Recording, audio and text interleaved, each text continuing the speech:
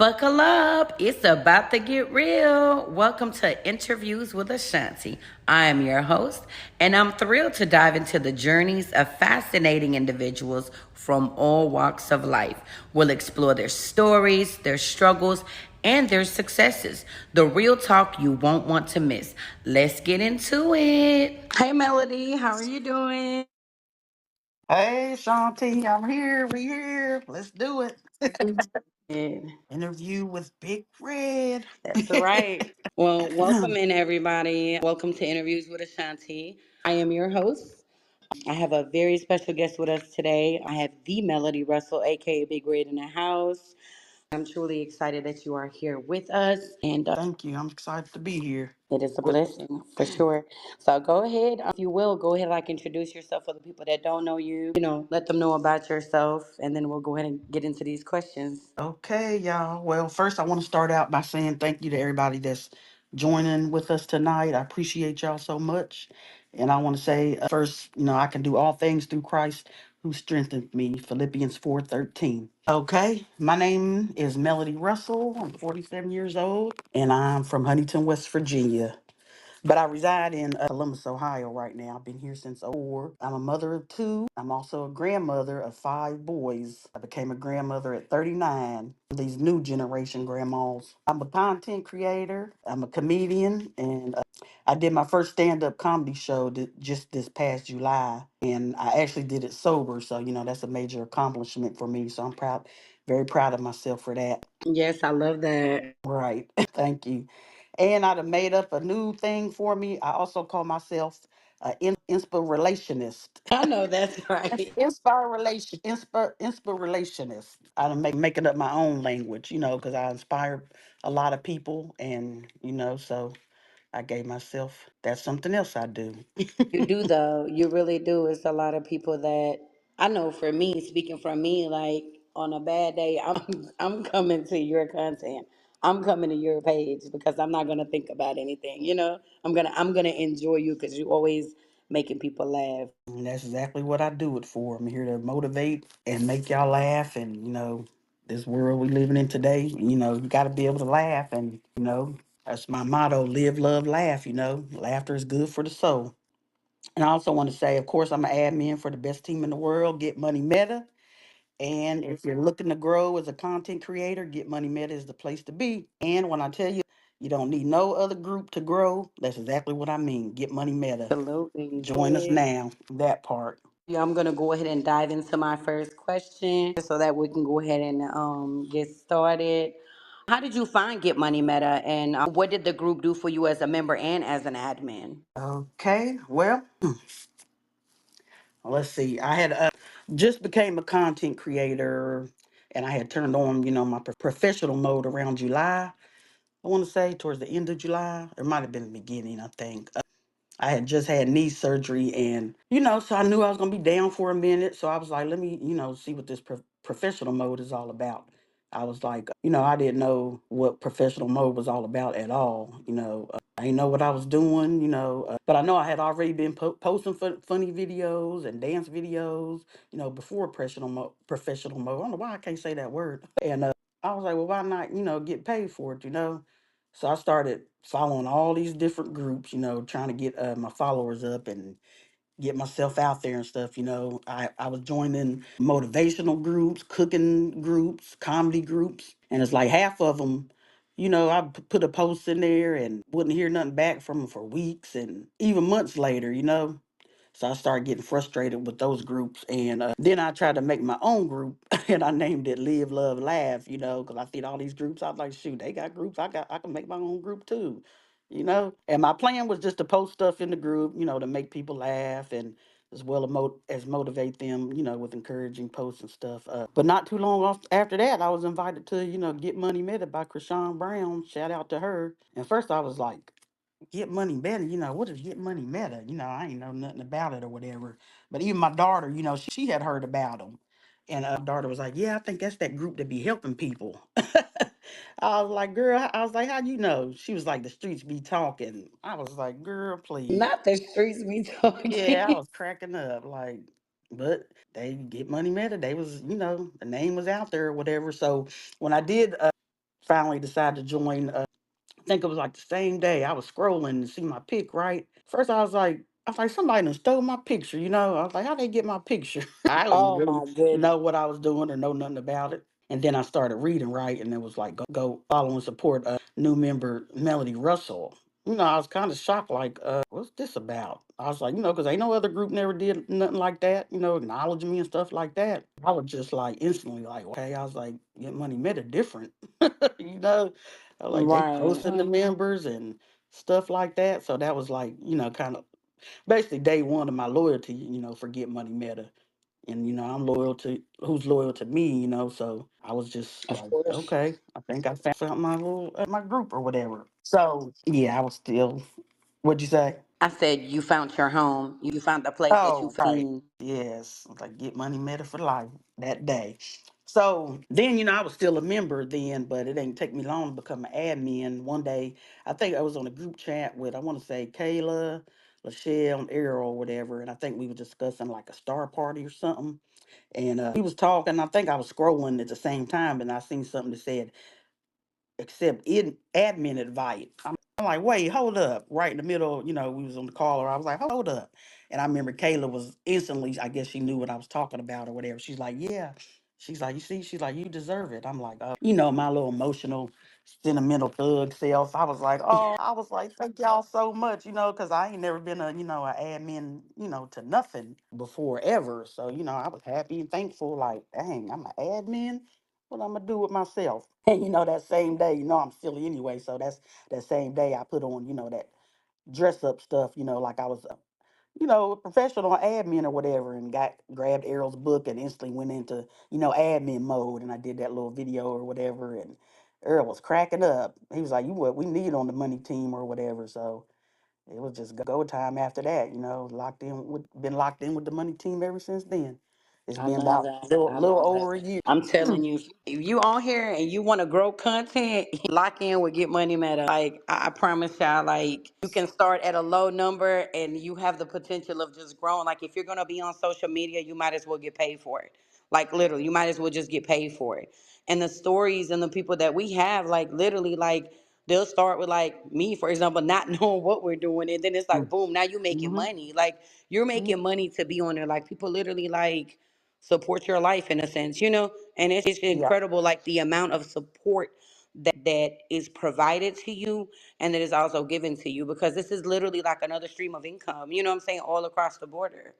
Right. It's like we post for free, so why not post and get them coins, May start out getting a little bit, but hey, it adds up, Any little thing helps. I know at least for me it do. Absolutely. Yep. So I'm just thankful to be a part of the best team. I'm very thankful. No, I was just saying I'm very thankful for my whole team. Absolutely, and we're thankful for you. It's been a Shout blessing out for to sure. Errol. Appreciate you, bro. We like family, even though we ain't never met yet, but that's my brother from another mother. Incredible. Like that's definitely a very inspirational person that really just wants to see everybody win. He really tries to put people in position to just continue growing. I don't know. It's just incredible Yeah. how much the amount of love and And he grace and does. gratitude he has for sure, just for the people. Yes, it definitely put you in position to win. Absolutely. He put me in position, and I've been winning ever since. Advice do you have for like listeners that are just beginning? Well, first and foremost, I definitely tell them to join Get Money Meta, the money That's right. team. That's the best decision they can do, starting out. But if they don't know about, Get Money Meta yet, I would say, just start. Just start like I did. I didn't know what I was doing, but I knew that I was an inspiration, already, and I wanted to make people laugh. So I was like, you know what, I'm gonna just start, posting videos, and I just knew that I had to continue to, just be yourself, post authentic content and, just be consistent with it, which I'm still, working on being more consistent, myself. But you definitely got to engage with your people and be consistent. And I would say, do not focus, so much on the followers, like I said, it's good to have, a lot of followers, that's going to support you. But if they not supporting you, what good are they? You could be like, oh, I got 50,000 followers. Okay, but what are they doing for you? Right. And what are you, you know, and like, what are you doing for them? Because me, myself, I'm still only at still under 9K, but I don't focus on that, because when God says it's my time, it's gonna be my time, to Absolutely. have. Not just that, you gotta Yeah. have something to give. I kind of feel like, what are you giving? If you are going Right. to grow like just immensely, grow organically, grow naturally. Because if you grow naturally, the people that naturally support you are going to still be there, right? And you're still gonna be there for others. But I think like if you are not, whatever you don't give, you won't receive. That's just kind of like my, like if you go out there and you do it, other people are going to see like how you push things, and they're going to be willing to Right. support it. Right. Yeah, it's just, I just know that the followers that I do have, like I said, are mostly from Get Money Meta. And then, I have, a lot of, real supporters that aren't on Get Money Meta. And I just feel I would just say, make sure you find yourself, some real supporters that support you and want to see you win and be successful. You can't go wrong there. Absolutely. I agree with you 100%. I want to ask, how did you get into acting? How did that begin for you? Lord. Okay. No, I mean, yeah, it's nerves, but it's just, it's a lot. I want to, go back. And for y'all, it's like, I had to write some things down. So if it sound like I'm reading this because I am, y'all. I'm nervous, but it's a lot, so I'm definitely a writer and have to write stuff down. But You got this. it's okay, so let me put the phone down. I'm gonna take y'all back for a minute. So I was never really a camera person, mainly because of my smile, because I had a lot of gaps. So I would mean mug a lot in my pictures. So, I'm still mad at my mama for giving me this go gap mouth shoot. But I was teased all my life about my teeth, so I was very self-conscious about my smile. Shonda, you can interrupt whenever you feel like you need to. So, You're good. okay. So getting into acting is something that I could see myself doing, but my insecurities kind of like overshadow my dreams of acting. So as I got older and life started life, and I would always say to myself, man, this is stuff that the stuff that I'm going through is a movie type shit, Excuse me, look, stuff. So even way before I thought about recording myself, I would always go in the bathroom and act out scenes like someone was recording me. I remember one particular time I was homeless and I was living with someone and I was very sad and depressed.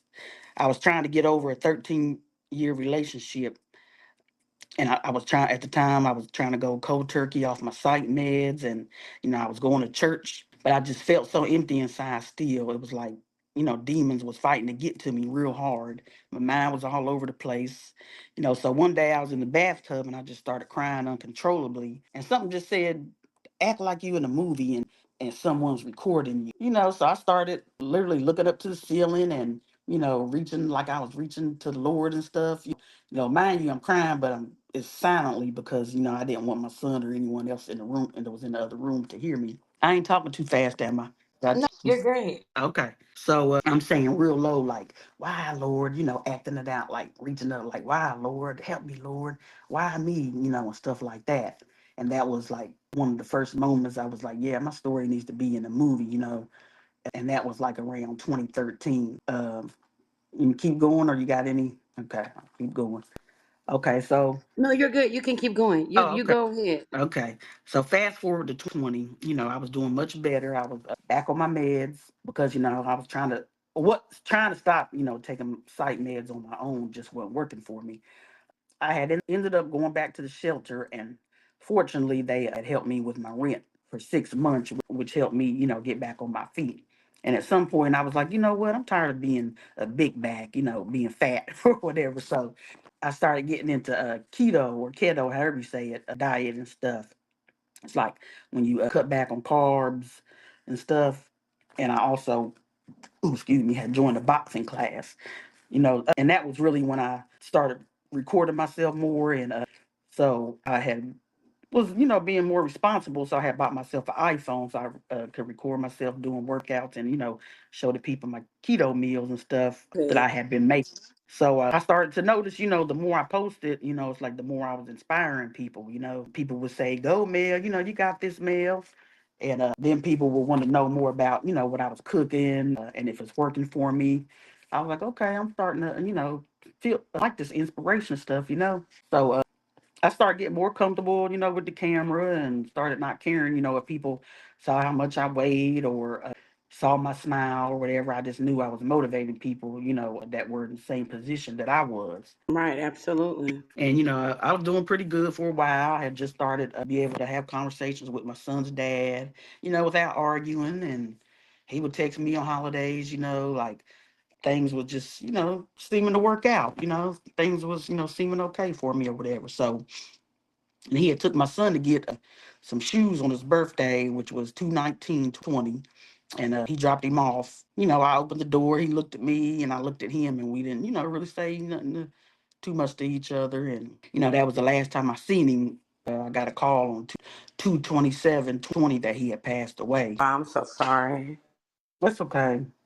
But it really crushed me, and I was hurting real bad for my son, as well, because I knew, how it feels to lose a parent at 16. He was 16 and I lost my mom, at 16. So I was really hurting for him more. It hurts when just kids hurt and then you can't really, do nothing about it, So that really hurt me or whatever. So that basically took me back to square one, I wasn't motivated no more, even though we wasn't together, it still crushed me, because I was with him for so long or whatever. And I started back drinking, and eating any and everything in sight. And me and my son was just like arguing back and forth every day about stuff, any little thing. It's like, we both angry and sad, just lashing out at each other, So I'd say this went on for few months. Then something just clicked back in my head, like, okay, now Melody, what you gonna do? You done bounce back from the loss of your mom, the loss of your first big brother, the loss of your dad. I was like, you got to bounce back.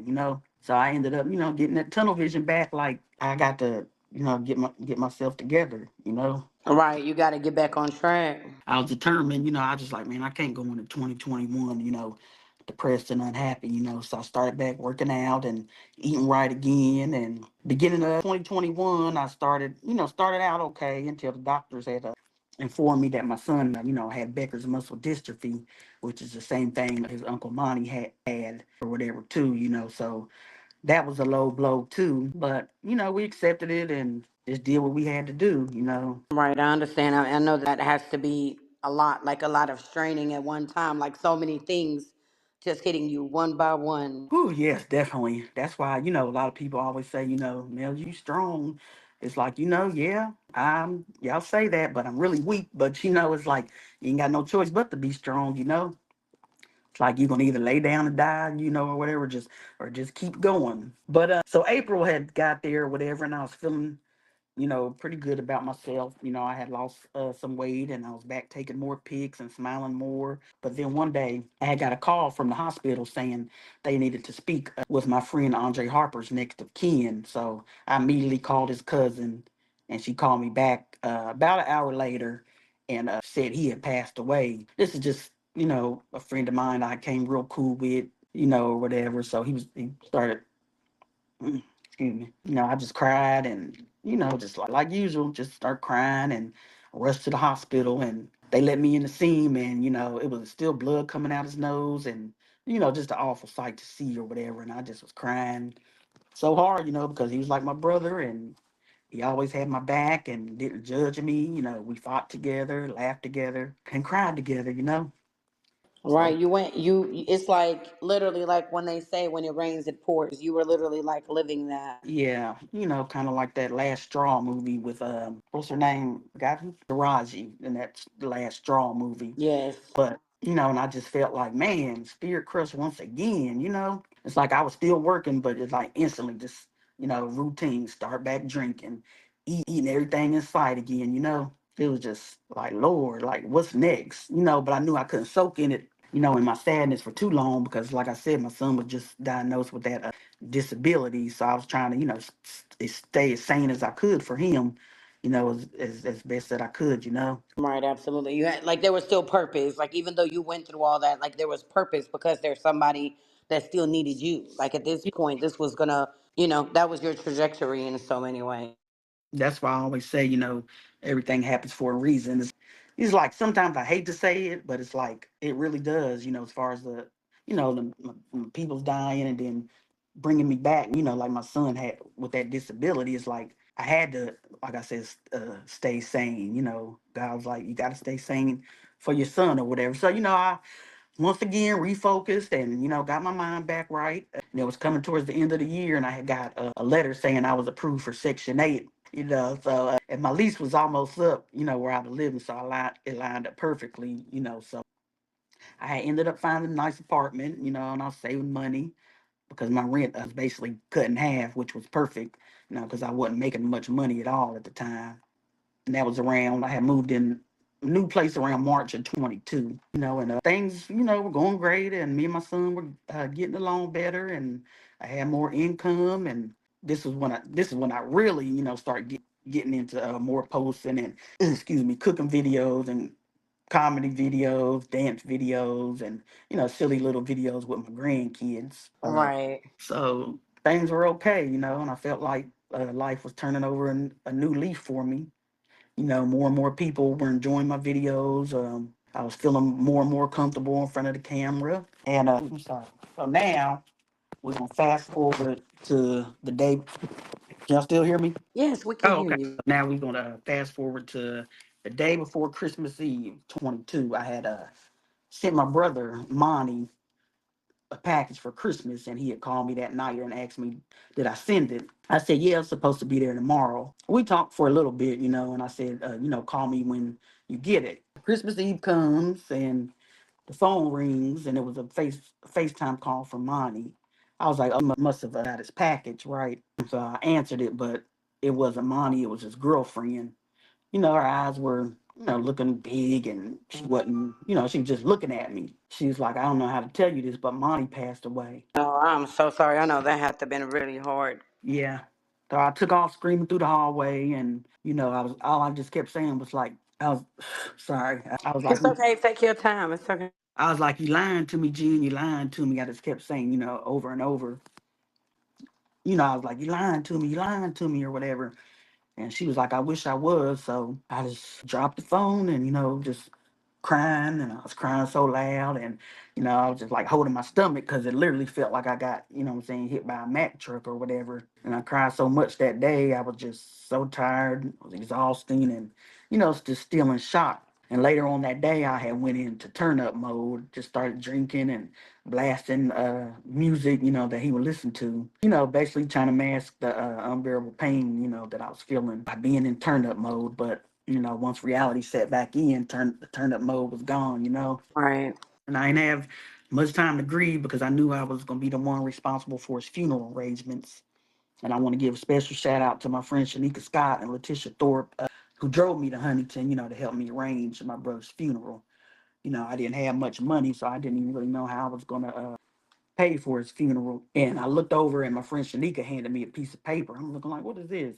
And, to my surprise, it was $1,000 check, to help get the ball rolling for my brother's funeral. I was shocked, but I was so thankful. She just don't know. I was like, oh, thank you, Jesus. And then my friend Tish, I was looking at some necklaces because I knew I was going to have to cremate him or whatever. And Tish told me to pick out a necklace for him. And I was like, oh, God, I was just so thankful and overwhelmed, with joy with their generosity. Right. That's incredible just to see that support comes through, especially when so much loss has happened and then that happens, especially with somebody that you're so close to, it makes it very difficult. But I'm glad that you had that support behind you. Yes, me too. Definitely. Because I was all over the place. Like, Lord, what is happening? Fast forward a little bit, so after Monty's funeral, oh, Lord, my anxiety was high alert almost every night. I had a big poster board of Monty, at the foot of my bed. And every time I looked at it, my anxiety, just started acting up. Some nights it got so bad I had to call the ambulance. Mind you, at this point, I had already lost my mom, my dad, my other brother Stanley, my son's dad, my friend Classy, my friend Dre, aunts, uncles, grandfather, grandmother, so at this point, I was just convinced the devil, was trying to take me out too. I was scared to go to sleep at night for fears of dying in my sleep. I had remember calling Pastor Moore, who he's a well-known preacher in West Virginia. I had told him that I didn't think I was going to make it, and he just calmed me down and just assured me, that I was going to make it. And he told me to stop giving the devil so much credit. and he told me to start praying more and rebuke the devil daily. And that's exactly what I started doing. I was I was tired of feeling like a prisoner in my own mind, and I started saying every day, God didn't give me the spirit of fear, but of love, power, and a sound mind. 2 Timothy 1:7. Then I started talking to God more and listening. He who has an ear to hear, let him hear. Mark 4:9. So I started telling myself, okay, now, Mel, you're the last one left. So either you're gonna lay down and die, or get the f up and live. I thought about Right. my family in heaven cheering me on, and saying I could hear them say, like make us proud, because I was like, if I die, who's gonna keep my family member names alive? And I feel like that's why the devil, is so angry with me, because he thought he was going to snatch my life too, but I snatched it back. So with God by my side and close friends and family in my corner, I rose above all those hard hits. I got back into posting more motivational posts at this time, and I wanted people to know that, you can lose it all and still manage to smile and live life. Amen. Absolutely. Okay, we're going to fast forward again. So come summer 24, I had just had knee surgery, and I was down and out for about a little over a month. So I was like, you know what, I'm going to turn professional mode on and become a content creator. Thank you, Brittany. I just had knee surgery, and I was, I already said that. Okay, so I was like, let me turn on professional mode and become a content creator. And I was like, I'm always making videos anyway, so, why not get paid for it? And I felt that, I was ready, to make people laugh. I was more, like I said, I was more determined to motivate people, at this point, with a little bit of, motivate, laugh, all that good stuff, make them laugh. That was my first Right. thing. Absolutely. I was always goofy, you can ask anybody. So let's fast forward. I'm fast forward to December, 'cause by this time I was locked in with the money team, and I had posted a Christmas video in the Get Money Meta. I was like, had myself like unwrapping a girl's book, called Get Money Meta, Mastering the Marketplace. If you ain't got it yet, go on YouTube. It's on YouTube. Good book if you want to grow. So not too long after that, he was like, you know what? I need you and Taylor to do a Christmas movie. I was like, huh? Movie? I was like, you know what? Well, okay, let's do it. So Errol, he started sending me all this funny stuff he wanted me to do, and had me and Kayla calling each other like, hey girl, what you doing? What you want Santa to bring you for Christmas? I love it. I still got so much stuff in my phone, I go back to it from time to time. We had no clue at all what we was doing, but we was doing it, and the more I did it, I was like, and it was one day. I'm gonna be honest, I can't really remember exactly how it happened, but Earl said he was like, you know what, we're gonna turn this into the Melody Russell story. And he had asked me would I be comfortable with telling my brother Stanley's story or whatever. And I was like, shoot, let's do it. Then we started thinking of names. Errol came up with the name, the Cold Game, and I was like, ooh. I was like, that fits because my brother's case is still a cold case or whatever. I guess I can. Would y'all like to hear about that for a minute? I mean, I'm okay with telling y'all about that. I mean, what? It's up to you. Like if you're comfortable with it, you can go ahead and speak on that, and you can let them know what Cold Game stands for, like where they can find that and what that actually is about as well. Okay, so like I said, when he came up with Cold Game, I thought it was a good fit, because like I said, my brother's case is still cold to this day. And if you haven't watched, Cold Game, it's on YouTube called Melody Russell Story. Get Money Mad, the Melody Russell story. So real quick, I wanted to make that happen, because it's surrounded my brother's death. He was shot and killed when he was, I want to say he was 23 in West Virginia, where we're from. My daughter was a week old. This is 1998, July 9th, 1998. My daughter was born July 2nd. So I was in Detroit, and I had, no, the real story or whatever. This is, kind of the same, but, we had to do what we had to do or whatever. Like in the movie, the girl calls me and tells me that my brother got killed or whatever. But in real life, my friend came in. I was watching her kid, and she just had the strangest look on her face. And I'm like, just looking like, what's wrong with you? The way she was looking, I didn't say a word and was just shaking her head. And I'm just like, I don't know. Something instantly just told me, I was like, ain't nobody died, did they? Just like that. And she said, yeah. And I'm like, who? She's like, your brother. And I just busted out crying, like, oh my God, like, who? She's like, well, it had to be Stanley, right? Because they Monty locked up. it's before Monty died or whatever. And I just ran down the steps, just went to the neighbors because we didn't have no phone or whatever. Ran down the steps, called home, and that's when they told me that. Take your time. It's okay. Take your time. That's when they told me they found him on the porch, shot up or whatever. And I just lost it. I can understand that. That's not easy news, considering, like I said, so many people that you have lost, like family, and then on top of that, it was kind of like you and your brothers was like all y'all had left. That was like it was just y'all. Like that's really all that was left.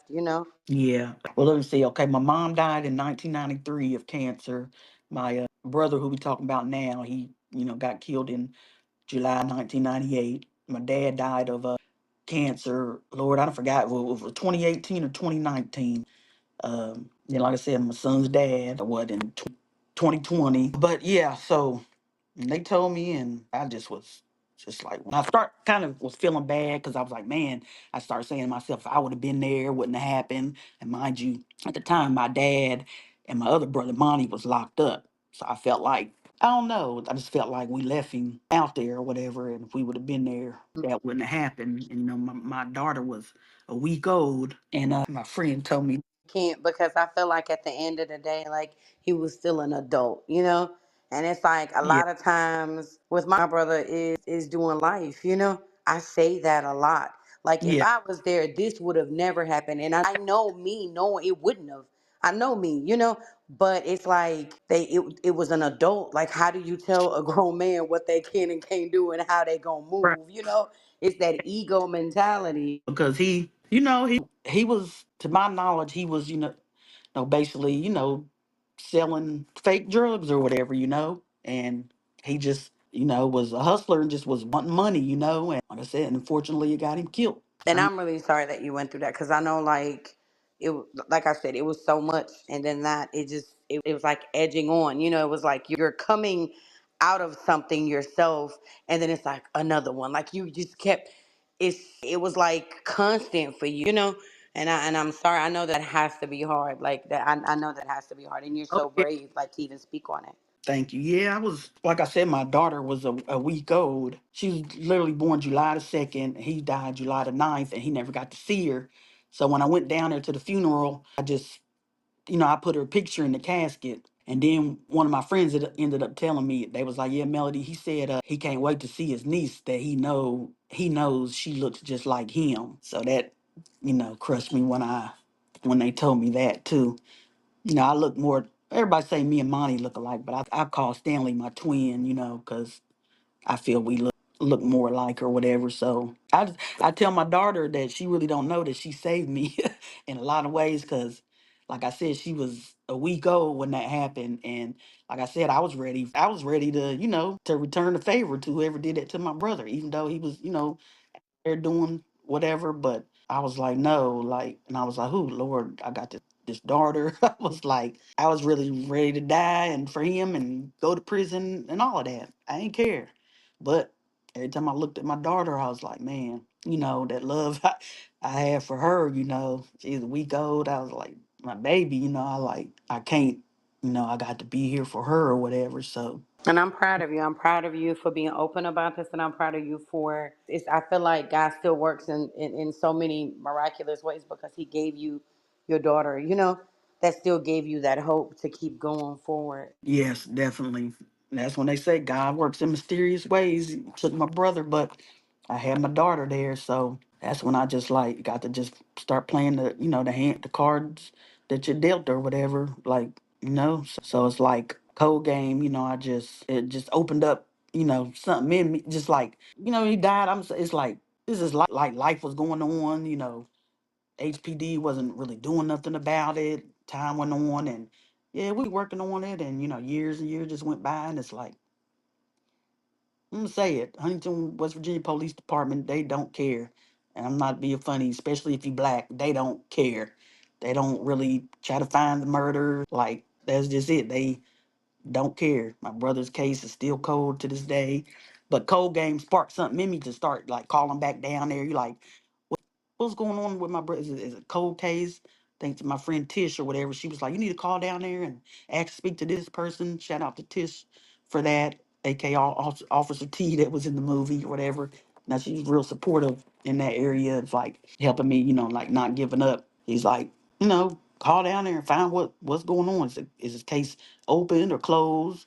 And they basically saying it's closed. So it's still just like, man, I just feel like he's still not really resting because still don't know who did it. But that's when I just start, trying to just give it to God or whatever, because hey, if I did it my way, like I said, I'd be dead or in prison or whatever. So that's why I say you got to give it to God. You got to. Most definitely. Yeah, you do. So I'm really, I just had no idea, Cold Game would starring me, aka Big Red, would change my life forever. And it did, you know.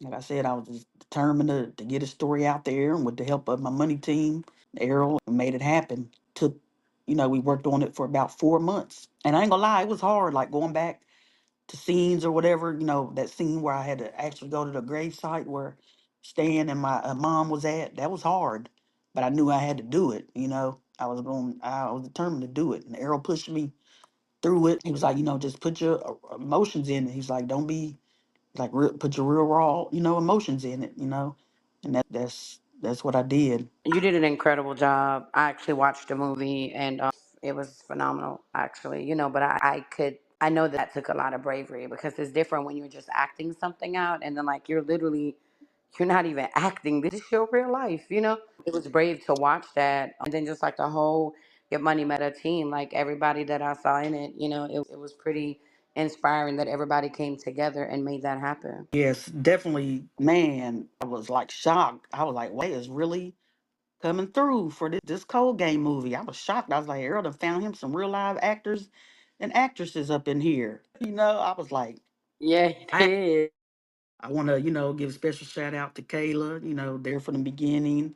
I'll give a shout out to Dante Delt. I think I said it right. He came through. We had to make it funny parts in there, and he really definitely came through and did his thing. Lon Lon Smith, love her to death. She funny. She's still probably looking for her blue.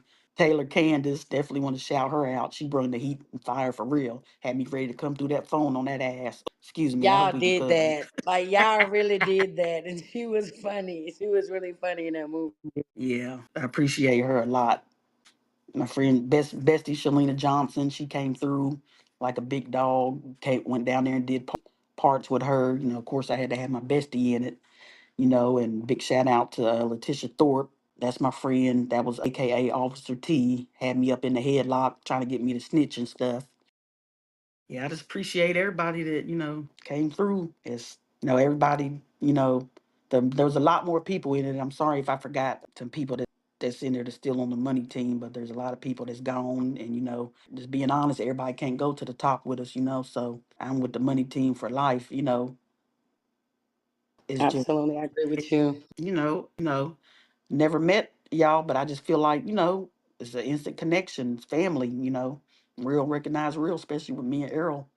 Yeah, for sure. I can agree with you 150%. It definitely does feel like that. And it's crazy that people can have friends and family every day, but this feels like family. People are showing up for you, people are checking on you, people are making sure you're good if you need something. Like everyone comes together and helps each other. It's phenomenal. It's like no, it's like not a negative word to say because it's actually just that amazing and that incredible. Amen. You better say it.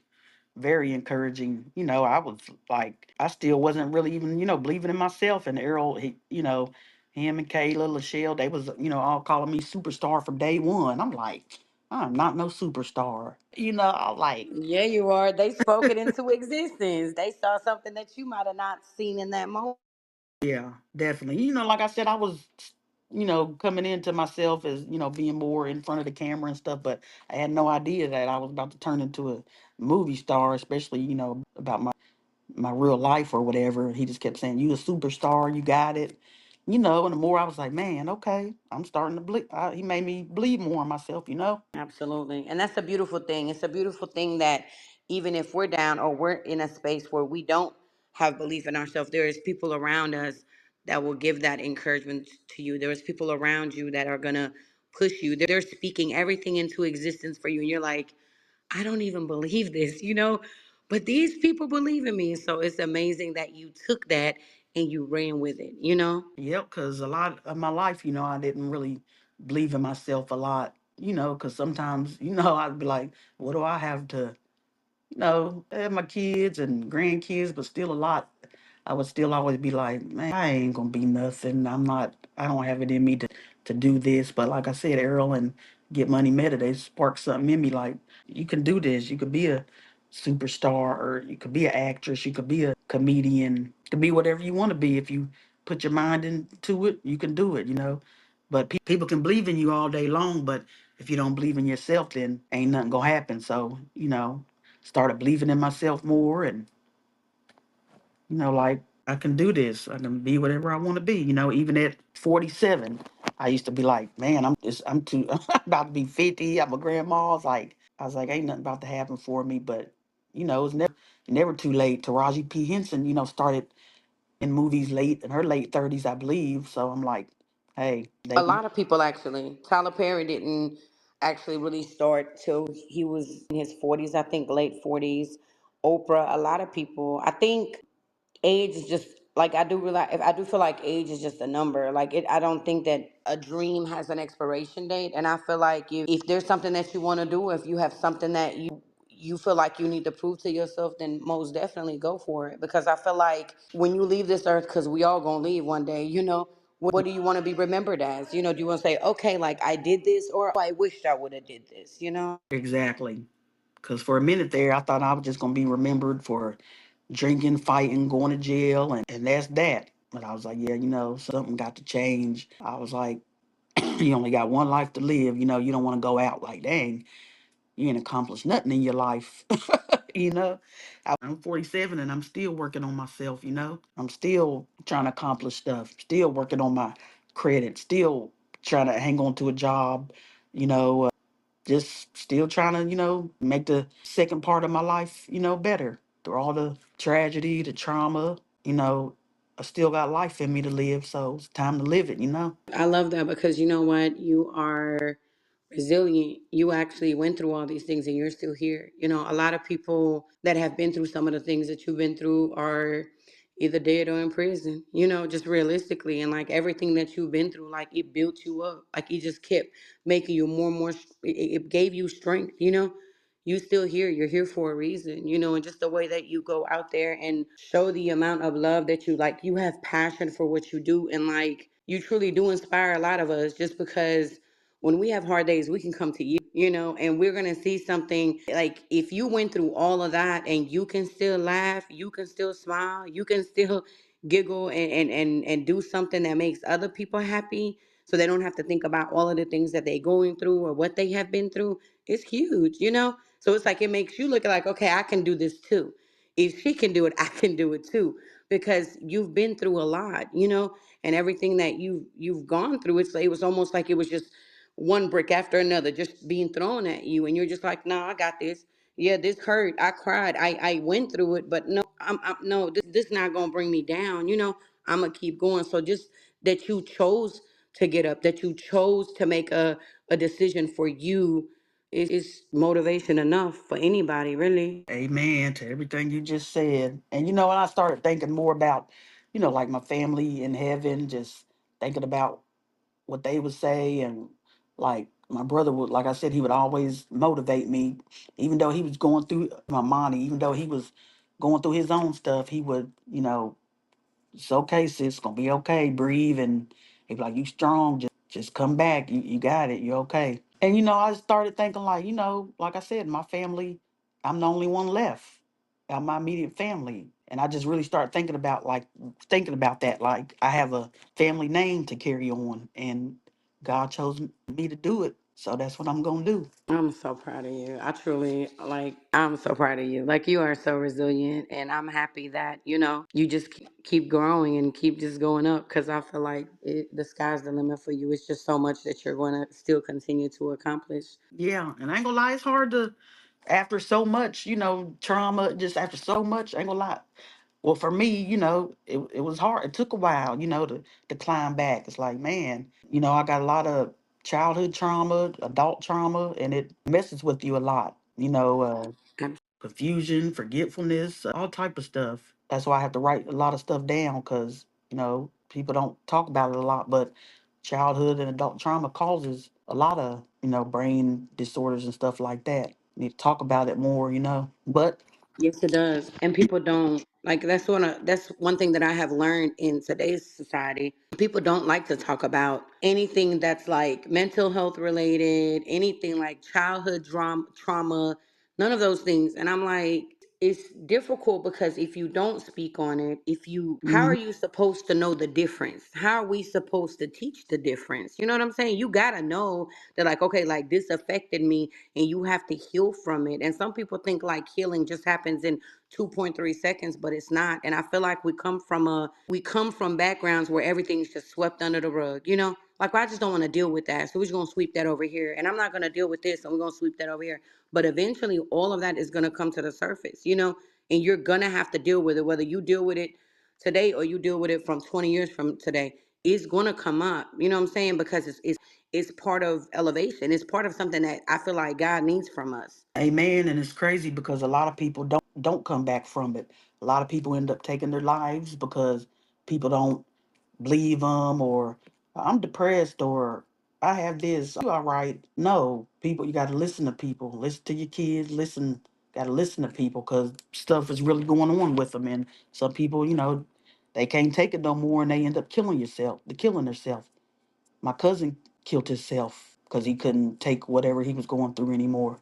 I have another friend that killed herself because she couldn't take it no more. I know a lot of people that, you know, whatever they was going through, they couldn't take it, couldn't deal with it. Devil was in their head and just took them out of here.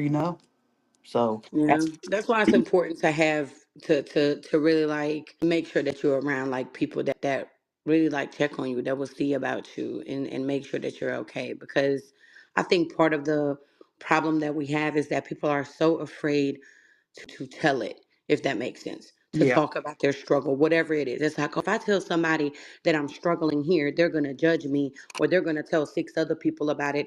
I think this is something that's going on with our youth right now, too.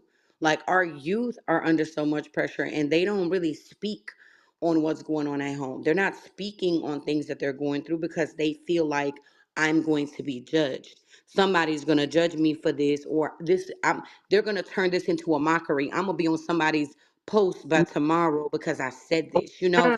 And it's true. Yep, I've seen it. I've really seen it, and it upsets me. But sometimes I don't say nothing. People don't like to. People want you to agree with them all the time, and yeah, that's right. I think somebody just said, "Oh, get over it," and no, people can't just get over depression. You can't just get over anxiety. Can't get over a mental disorder just like that. So, It is. It's a lot of shaming with it. It is. It has become that way, and it's really sad though. Is that's why I try. Like I try and just be graceful everywhere, and I just try and spread kindness because we don't know what anybody is going through. We really don't. So it's just like just be kind. Like your word. Like you may tell somebody something just simple that may not mean nothing to you, right? This is just part of who you are as a person, you know, and you may say something really nice to somebody and those words save them for that day. You don't know what they were thinking that day. You feel me? But your words and what you say or how you inspire them had something to do. And you'll never know it, you know? Like you don't know, but that's why I was always tell like my kids, like always lead by example and always learn like how to show love, like be love, like the definition of love, be that, like live that, embody that, because we don't have enough of it today in this world. It's just not enough, and it's like people are just not able to have people to come to about things. amen for sure. I feel like it starts within in the home or whatever. I never really, my dad was there, but he wasn't. He was in Huntington, and I'll talk about it. My dad was a alcoholic. He was on drugs and stuff, but he was in Vietnam, and probably had his reasons, for doing what he did. No, I don't know what my dad seen over there, but I just never felt. That's why I was always reaching out, for love in all the wrong places, for men that wasn't studying me, just only wanted one thing, but I just felt like, oh, they want to be with me, they want to have sex with me, okay, yeah, come on. But then as soon as we done, they going, yeah, she easy, you can get her, But I just, wanted that attention that I wasn't getting from my dad. Right, you were looking for love and it was just wherever, if it appeared at a certain place, it's like, okay, like they're gonna love me, but it's like it wasn't love to them. What it meant to you is not what it meant to them. Exactly. I feel like it's real important. Like you have to teach it. If you don't teach it, then it's like they not gonna know. But I promise you, whatever you don't teach, the streets will. Somebody will, and Hmm. they may not teach what you want them to know. They're gonna teach them wrong. Like, you know what I'm saying? They're not gonna teach them right. They'll like, and it'll be so much pressure that's put on them that they're gonna be like, well, I mean, if this person is doing that, I might as well do it too. It's not like my people care about it, you know? And that's where that it spirals out of control in a lot of ways. Well, I'm here to tell you, I definitely turned to the streets. I started selling drugs and hanging with drug dealers, and felt like it was love, but it really wasn't. And I don't know, like I said, looking for love in all the wrong places. And remember, I played basketball seventh grade, eighth grade, ninth grade, 10th grade, 11th grade. Was going to play 12th grade. And I don't know, I just messed up. I loved basketball, but I like I said, I started getting into drinking and, like I said, hanging with drug dealers and stuff like that. I went to school 12th grade, but I ended up failing. And the principal, I mean, they was like, the principal want to see you or whatever. And they ended up telling me that I didn't have the grades to play. That really crushed me, but it was my fault, you know. But once they told me that, it's just like I was like, oh, I can't play basketball no more, So I really started just drinking and hanging out, more so of like, F everything. But I gave up though, I messed that up. So I couldn't be mad at nobody but myself. So I was angry at myself for a long time about that. My friends went on to, we had merged schools with the best team, the best school or whatever, and they went on to win the championship. And I wasn't a part of it senior year because I didn't have the grades to play. That was another big failure of myself. But Gave I think you being a child at that time, it probably would have been more helpful if they were like trying like to say like, well, you can't be part of the team in this moment, but let's get these grades up. Let's get you in tutoring. Let's do. I kind of think that makes a difference. I think a lot of times, like when you tell a child what they can't do, it's like they give up because they're like a kid. They don't know like what the next step is, you know. But I think it's like if somebody created like a platform to say, okay, well, like go ahead and let's get her in tutoring, let's get these grades up, then it would have maybe put you in a different direction, Yeah. It's like I still went to school, but I was really just like, wasn't, That was your distraction from everything else. didn't care no more. Yeah, basketball helped me a lot. When my mom died, I went back to practice and I think I was what, seventh or eighth grade then, and or was it ninth grade? I was 16, so whatever.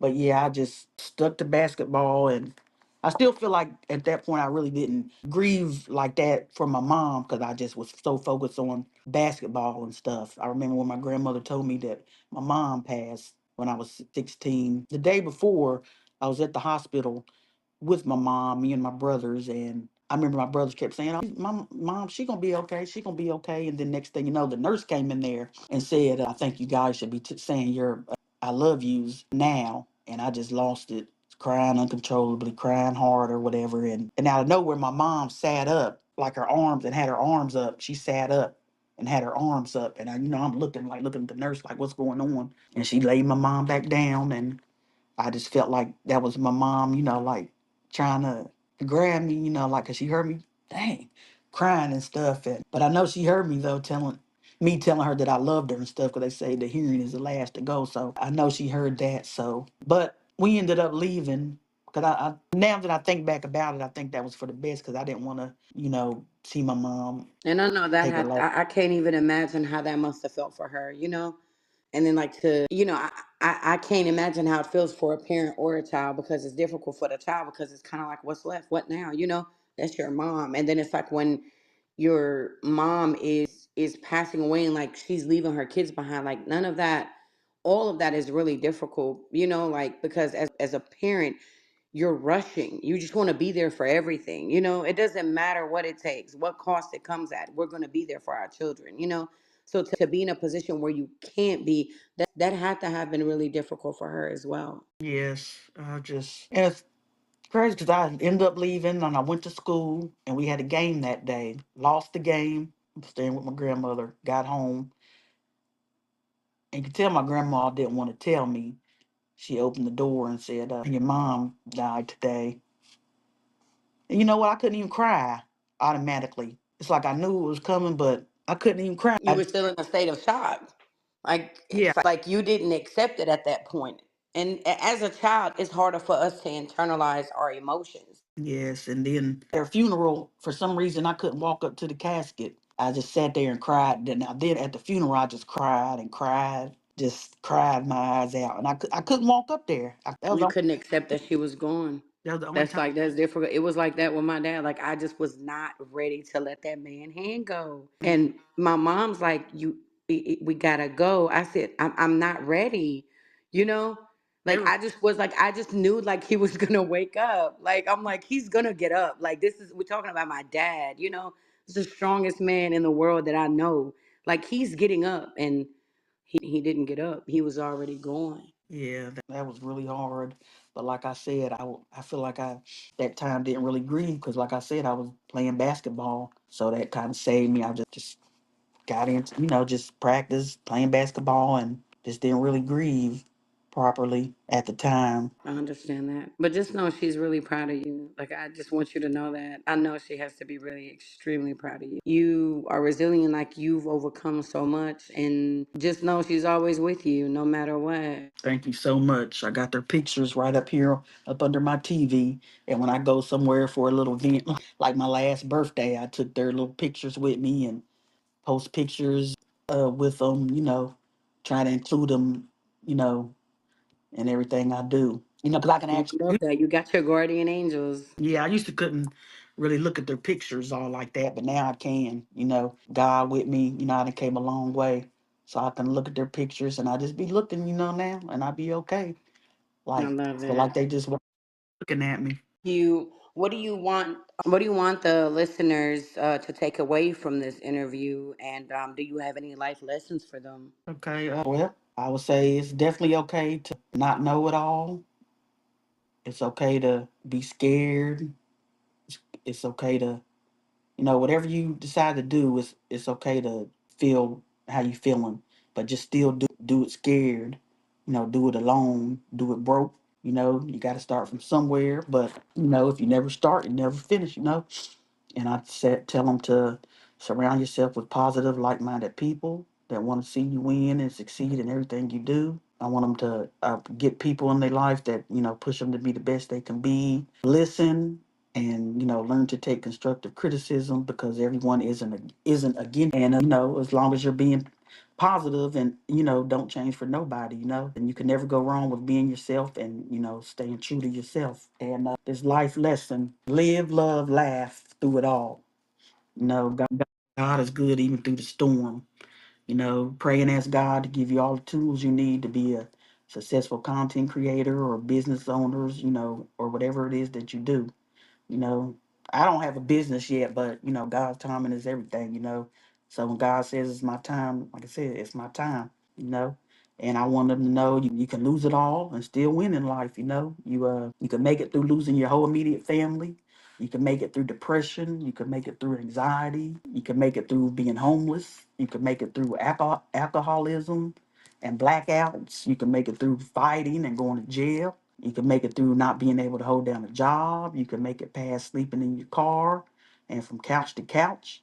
And God can see you through any negative situation, that you have going on in your life. I would say find yourself and understand that you can succeed and be successful despite your past. And don't ever let anyone tell you that you can't do something, no matter how young or old you are. It's never too late to go for anything, that you deserve in life. Don't let a crushed spirit break you. Instead, let it make you. Let it build you up and be an inspiration to others. And I'm gonna leave you again with I can do all things through Christ who strengthens me, meaning to find inner strength and being able to face any circumstances through Christ's empowering presence. Amen. I love that. I absolutely love that. Where can listeners find you? What can they expect next from you? I know that you have a movie coming out. You want to go into more details of that? Yes, we have. Well, first you can find me on, of course, Facebook, Melody Russell. I'm on Instagram, The Real Melody Russell. I'm on TikTok, The Real Melody Russell. You can find me on YouTube. I have a YouTube channel. I'm trying to grow my YouTube channel. Don't really know, what I'm trying to get into more of posting videos with my grandsons on there, more taste testing and, stuff like that. So Melody Russell, just look up Melody Russell on YouTube and y'all go follow me, get my followers up and stuff. And just expect the unexpected. You never know what you might, get from me, motivation, funny, just continue to follow me and grow with me. I'm growing together. I'm growing with Get Money Meta, I still whatever God has for me is for me, And we also have a movie coming out October 31st. It's called Revenge, and you may see me in it. Okay, mystery. Just prepare to be scared. They are really doing their thing in this movie. I can't wait for it to come out. It's Get Money Meta doing big things. We done did Cold Game, and now we're working on, scary movie. Shout out to Shantae. I'm sorry, I wrote the names down somewhere, but I can't find it. Here it is. Well, shout out to, they did a phenomenal job. LaWanda Smith, Shantae McMillan, Norma Volkers, probably saying butchering it. Monica Raines. I know I'm leaving out somebody, but don't charge it to my mind and not my heart. But it's called Cold. I mean, I'm sorry, it's called Revenge. Again, it's coming out on October 31st on Tubi, and just prepared to be scared. There's a lot of twists and turns in it. Laugh, you'll be scared, and it's going to really do its thing. So tune in to Tubi October 31st, and yeah. I love it. Well, I just want to say I am so honored and so blessed that you graced me as a guest today. I mean that you graced me as somebody that came on my podcast today. Like I'm truly grateful for you. Your story is truly inspiring. Your content is inspiring. Keep doing you. Like we are all so proud of you. We all love you and admire you. Make sure y'all check out Melody Russell, aka Big Red, on all social media platforms. She is everywhere. You guys will laugh. She has a lot of great content. Make sure you also check out the movie. It's called Revenge. It comes out October 31st, Halloween. Make sure y'all show up for that and show a lot of love for that. But again, I just want to say thank you so much. I truly appreciate you. And I thank you so much too. Right back at you. Y'all keep me going, that's for sure. I look forward to entertaining y'all every day, whether it's funny, inspirational, or, just I love my Get Money Meta team. I appreciate y'all for who all was on here. Sorry I couldn't really focus on the comments, but I'm definitely gonna go back and look, and Yeah, I we got a appreciate full house. It's a lot of people in here showing you a lot of love. So I hope like when you get I off here, appreciate you can check it out. And then of course we'll also have this on YouTube, on my YouTube channel. You guys can follow that. Ashanti Uncut interviews with Ashanti. And like I said, I'm really grateful for you, and I hope that you continue doing more things so you can come back and tell us about it. I'd love to have you again, and I hope you have yourself a wonderful day. I mean, a wonderful evening. you too. I appreciate you. Thank y'all. And if you guys are trying to grow, please get with Get Money Meta. We are on Facebook, Instagram, TikTok, Every YouTube, everywhere. everywhere. If you really want to grow your content, you can get with us. If anything that you need, like I said, we're doing a lot. We have a lot of people that are business minded who are doing just a bunch of different things. You need help, you need somewhere to start. Take a look into us because what we're doing is incredible. It's truly incredible what's going on at Get Money Meta. Yes, it is. Amen to that. Well, thank you so much, and to all the listeners, I truly thank y'all for being here. I appreciate y'all being in the chat, commenting. I appreciate all of y'all for being here and supporting Melody. Thank you. Love y'all.